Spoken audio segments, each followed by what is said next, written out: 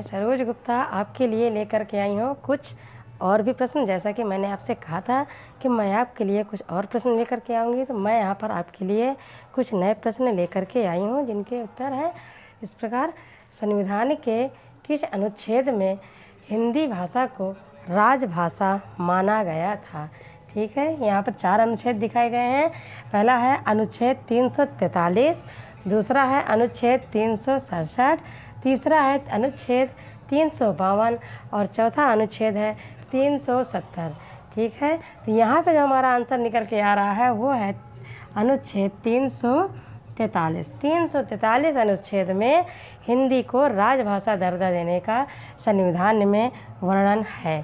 ठीक है, और ये जो 368 है, ये इसका संबंध किससे है?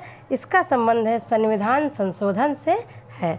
ठीक, संविधान संशोधन को संशोधित करने का जो अधिकार मिला हुआ है उसका वर्णन संविधान के 367 अनुच्छेद में है। ठीक है, और ये जो 352 अनुच्छेद इसमें दिखाया गया है, इसका संबंध है कि जब हमारे देश में कोई भी आपातकाल आता है, कोई परेशानी राष्ट्रीय परेशानी कोई वैसी आती है, तो उसमें उस समय हमारे जीवन और व्यक्तिगत स्वतंत्रता को छोड़ करके हमारे देश के राष्ट्रपति हमारे मौलिक अधिकारों को स्थगित करने का उन्हें पूर्ण अधिकार है। ठीक है, अगला है हमारा अनुच्छेद 370। इसका संबंध कश्मीर से है। किससे है? कश्मीर से है। उसमें इस अनुच्छेद के अंतर्गत कश्मीर को विशेष दर्जा प्राप्त हुआ मानने का प्रयास सर्वप्रथम किसने किया था? तो यहाँ पे 4 ऑप्शन है। पहला है किशोरी दास वाजपेयी, श्याम सुंदर दास, डॉक्टर नागेंद्र या किशोरी लाल गोस्वामी। तो यहाँ जो हमारा आंसर बन के आ रहा है वो है किशोरी दास वाजपेयी, जिन्होंने हिंदी को मानक रूप प्रदान करने का प्रयास किया था। उन्होंने प्रयास किया था, प्रदान किया नहीं था। ध्यान दीजिएगा, जब कहा जाए कि किसने प्रयास किया था तब आपको लगाना है। अगला हमारा प्रश्न है स्वामी दयानंद सरस्वती ने किसकी रचना हिंदी भाषा में की? तो किसकी रचना की है बताइए? कामायनी, अष्टाध्यायी, सत्यार्थ प्रकाश या अर्थशास्त्र की? तो यहाँ पे जो हमारा आंसर आ रहा है वो है हमारा सत्यार्थ प्रकाश। स्वामी दयानंद सरस्वती की जो रचना थी जिनको इन्होंने हिंदी भाषा में लिखा था वो है सत्यार्थ प्रकाश। ठीक है, और जो कामायनी किनकी रचना है? कामायनी है जयशंकर प्रसाद की। किसकी है ये? जयशंकर। ठीक, किसकी है ये? जयशंकर प्रसाद जी की है ये। ठीक है, और फिर है अष्टाध्यायी किसकी है? ये है पाणिनि की। किसकी है ये? पाणिनि की। आचार्य पाणिनि थे, उन्होंने इसको संस्कृत भाषा में लिखा था और कहते हैं कि पाणिनि ने संस्कृत के सूत्रों को इस कदर बांध दिया था कि फिर आगे चल के संस्कृत का विकास होना बंद हो गया। ठीक है, तो अगला हमारा है अर्थशास्त्र। इसके जो लेखक है, रचनाकार है, उनका नाम है कौटिल्य।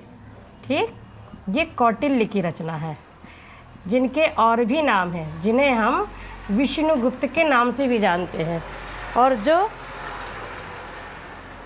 इनका नाम इतिहास में बहुत है। ठीक है,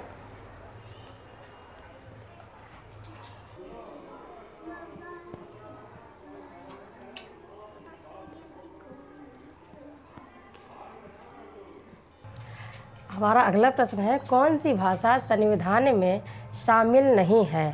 ध्यान से सुनना, कौन सी भाषा संविधान में शामिल नहीं है? ब्रजभाषा, डोंगरी, तुलु या मैथिली? तो यहाँ पे जो हमारा उत्तर निकल के आ रहा है वो है कि तुलु भाषा। ये अभी जो है संविधान के में राजभाषा के रूप में इसको स्वीकृति नहीं मिली है, जबकि इसके लिए बहुत ज़्यादा प्रयास किया जाता। वहाँ के जो दक्षिण तरफ के लोग हैं और कर्नाटक या उत्तरी केरल में भी बोली जाती है ये बोली, इसको राष्ट्रभाषा बनाने के लिए का बहुत विरोध किया जा रहा है कि इसको राष्ट्रभाषा बनाई जाए, राजभाषा, लेकिन इसको अभी जो है इसको मान्यता नहीं मिली है। ठीक है, हमारा अगला प्रश्न है, हिंदी के विशिष्ट बोली ब्रजभाषा किस रूप में सबसे अधिक प्रसिद्ध है? तो बताइए किस रूप में प्रसिद्ध है? ये तकनीकी भाषा के रूप में प्रसिद्ध है, राजभाषा के रूप में प्रसिद्ध है, राष्ट्रभाषा के रूप में प्रसिद्ध है, या काव्य भाषा के रूप में प्रसिद्ध है? तो यहाँ पे जो हमारा आंसर आ रहा है वो है ये ब्रजभाषा काव्य भाषा के रूप में प्रसिद्ध है। इसको जो है अधिकतर काव्यों में इसको आपको देखने को मिलती है और बोली जाती है, लेकिन इसको काव्य भाषा के रूप में ये सबसे ज़्यादा प्रसिद्ध है। अगला प्रश्न है, मराठी भाषा की लिपि क्या है? इसकी लिपि क्या है? अपभ्रंश है, शौरसेनी, देवनागरी या प्राकृत? तो यहाँ पे हमारा जो आंसर आ रहा है वो है देवनागरी। मराठी भाषा की जो लिपि है वह देवनागरी है। बंद करो।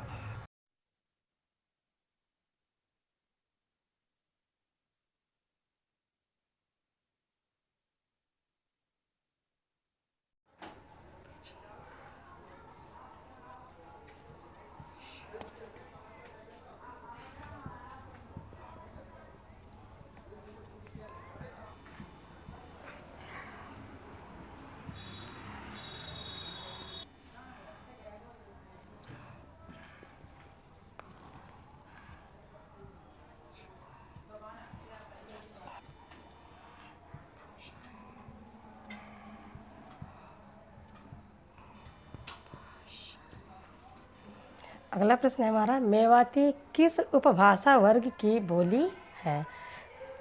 राजस्थानी हिंदी है, पूर्वी हिंदी है, पश्चिमी हिंदी है या बिहारी हिंदी है? तो यहाँ जो हमारा प्रश्न उत्तर बन के आ रहा है वो है ये कि मेवाती राजस्थानी हिंदी की बोली है। ठीक है, अगला प्रश्न है, हिंदी दिवस कब मनाया जाता है? ये बहुत ही अच्छा प्रश्न है, परीक्षाओं में अधिकतर पूछा जाता है। तो ये कब मनाया जाता है? 8 मार्च को, 21 मार्च को, 14 सितंबर को या 15 अगस्त को? तो कब मनाया जाता है बताइए? ये मनाया जाता है 14 सितंबर को। 14 सितंबर 1949 से, कब से मनाते हैं इसको? 1949 से इसको पूर्ण बहुमत के साथ हिंदी को राजभाषा के रूप में स्वीकार किया गया था और 1950 में इसको पूर्ण राजभाषा का दर्जा इसको प्राप्त हो चुका था। ठीक है, और 8 मार्च को हमारा महिला दिवस मनाया जाता है, महिला सशक्तिकरण दिवस मनाया जाता है इस दिन। 21 मार्च को मनाया जाता है विश्व वानिकी दिवस मनाया जाता है और 15 मार्च को तो आप सब जानते हैं क्या मनाया जाता है? हमारा देश आज के दिन 15 अगस्त के दिन हमारा देश आज़ाद हुआ था। अगला प्रश्न है हमारा, 1950 ईस्वी में कितनी भाषाओं को संविधान में शामिल किया गया था? तो बताइए 1950 में जब पूर्ण रूप से भाषा हिंदी संविधान में भाषाओं को शामिल किया गया था। पहला ऑप्शन इसका 13 भाषाएं, 12 भाषाओं को, ये 14 भाषाओं को या फिर 10 भाषाओं को शामिल किया गया था? बताइए किसको शामिल किया था? तो उत्तर है हमारा 14 भाषाओं को। जब 1950 में संविधान में भाषाओं को शामिल किया गया था उस समय हमारी न तो 18 भाषाएं थी और ना ही 22 भाषाएं थी, बल्कि 14 भाषाओं को शामिल किया गया था।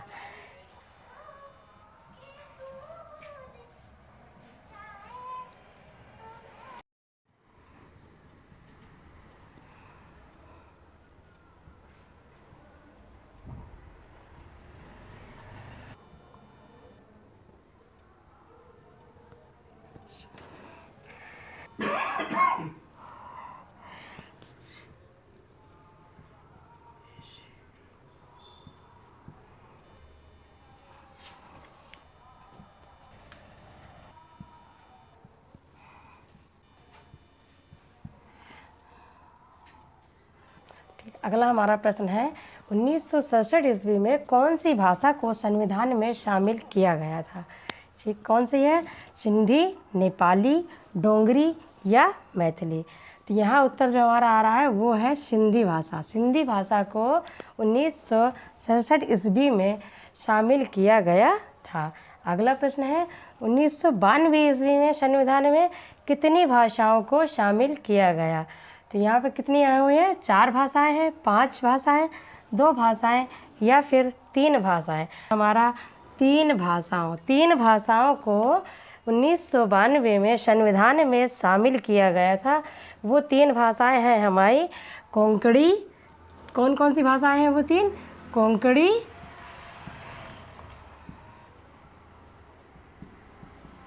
कोंकणी, ठीक, ये 3 भाषाओं को मणिपुरी, इन 3 भाषाओं को 1992 ईस्वी में शामिल किया गया था। ठीक, तो और फिर अगले 2003 में, सन 2003 में संविधान में कितनी भाषाएं शामिल की गई थी। तो इसमें है 3 भाषाएं, 4 भाषाएं, 5 भाषाएं या फिर 6 भाषाओं को शामिल किया गया था। ठीक, तो इसमें जो हमारा आंसर निकल के आ रहा है वो है हमारा 4 भाषाएं। कितनी भाषाओं को 2003 में शामिल किया था? 4 भाषाओं को शामिल किया गया था, जिनमें से है हमारी बोडो भाषा, बोडो, डोंगरी,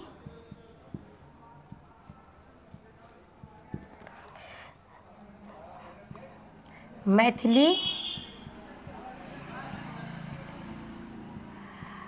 और संथाली।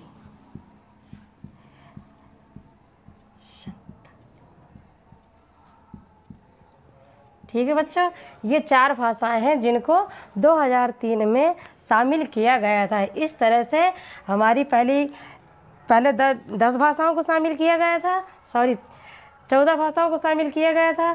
फिर 1967 में सिंधी को, जिससे हो गई 15, और फिर 1992 में 3 शामिल की गई, तो कोंकणी, नेपाली और मणिपुर को 1992 में। इस तरह से 18 भाषाएं हुई थी। सन 2003 में फिर से 4 भाषाओं को शामिल किया गया था। इस तरह से अब हमारे भारतीय संविधान में 22 भाषाएं हैं, जो किसमें हैं? 8वीं अनुसूची में हैं। ठीक, और हमारी कितनी अनुसूचियां हैं? हमारी कुल 12 अनुसूचियां, पूरे संविधान में 12 अनुसूचियां हैं। ठीक है, और एक प्रश्न हम आपको बताना चाहते हैं कि एक ऐसी भाषा का नाम बताइए कि कौन सी ऐसी भाषा है जो किसी राज्य में बोली नहीं जाती लेकिन उसको संविधान में मान्यता मिली है।